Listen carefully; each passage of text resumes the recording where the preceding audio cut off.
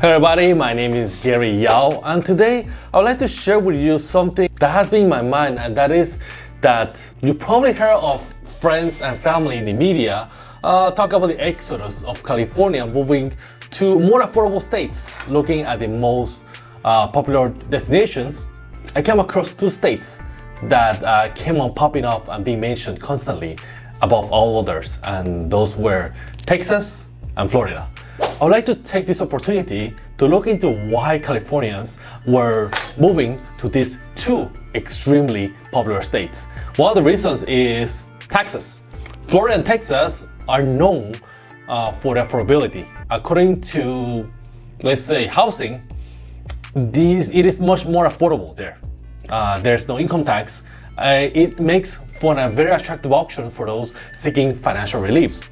Second, strong real estate market. The real estate market in Florida and Texas often provide more affordable housing options and investment potentials. According to Zillow, home values have risen more than 80% since the beginning of the pandemic, in part because of states' substantial population growth in these two locations, Florida and Texas. With an average price of $351,000, it is still significantly lower than the average price that we have here in California for $750,000. So a lot of those people who move from California to Texas and Florida is because they did have a great job that was helping them be able to buy a property here.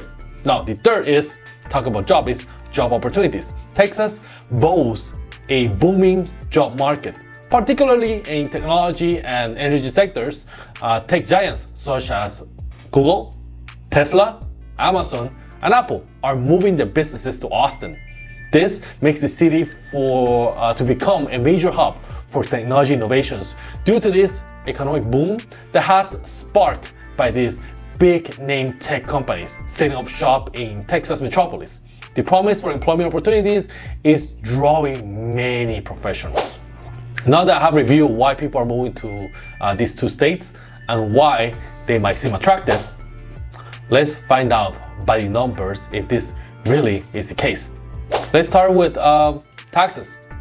Florida and Texas have no income tax, while Florida is a handful of states that do not have income tax and do not have any living taxes. We see that in Texas, the top 1% of earners just pay 1% of their income tax in local tax. They do have a levy in some products. Let's look at Florida. The richest 1% only pay 1.3% in taxes.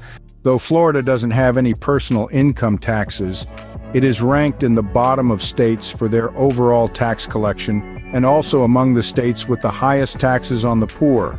In Texas, the bottom 20% of earners pay 13% of their incomes by paying state and local taxes, which are sales taxes, excise taxes, which are taxes on selected products such as gasoline, tobacco, and alcohol, and property taxes, among other levies.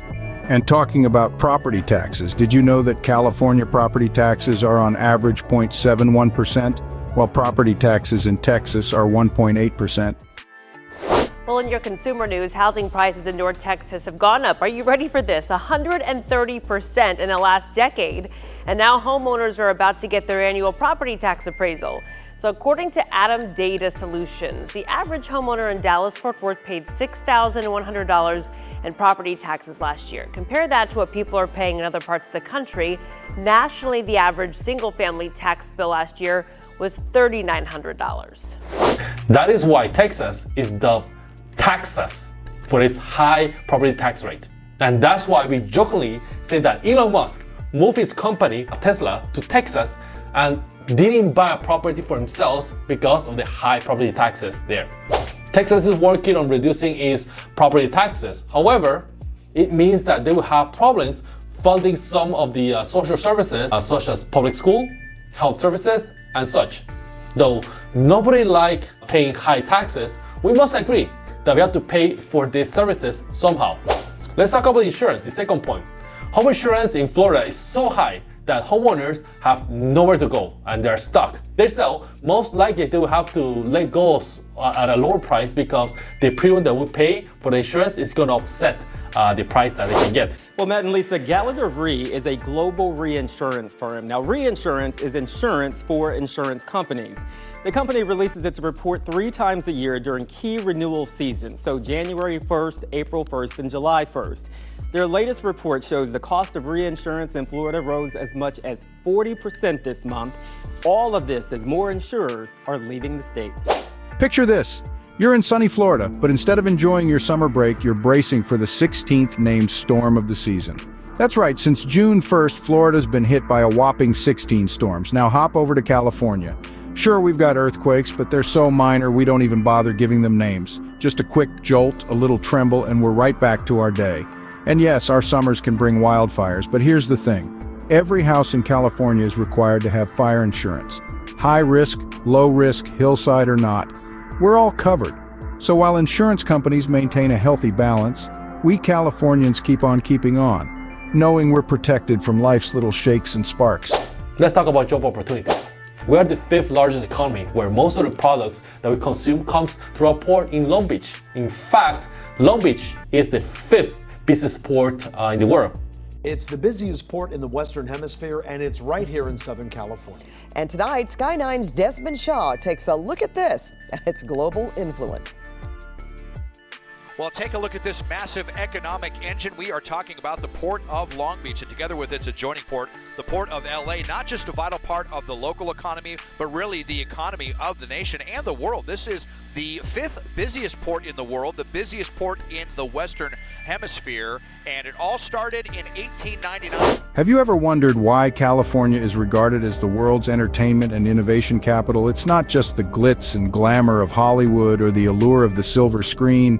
It's also the thriving scene of streaming content and the high number of popular YouTube streamers. They are drawn here not just by the allure of success, but by the year-round sunshine that allows for continuous creation of outdoor content. But California isn't just about entertainment. It's also a hotbed for technological innovation. Home to some of the biggest tech companies in the world, the state thrives on the creation of innovative products. These companies aren't just creating technology, they're shaping our future. So it's not just the sun and the surf, but the fusion of entertainment and innovation that puts California on the global map. But what fuels this engine of entertainment and innovation? It's the diverse and dynamic human capital. Indeed, California is a melting pot of global cultures, a place where people from every corner of the world converge to create and seize opportunities. It's this blend of unique perspectives and experiences that spurs the innovation we're known for. Consider the power of human interaction. A single brainstorming session, markers squeaking on a whiteboard, can have more impact than a dozen Zoom meetings. Why? Because ideas thrive in the crucible of direct human engagement.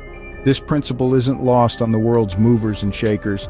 Ever wondered why presidents and CEOs crisscross the globe for in-person meetings? It's because they understand the value of that human touch in forging connections and sparking ideas.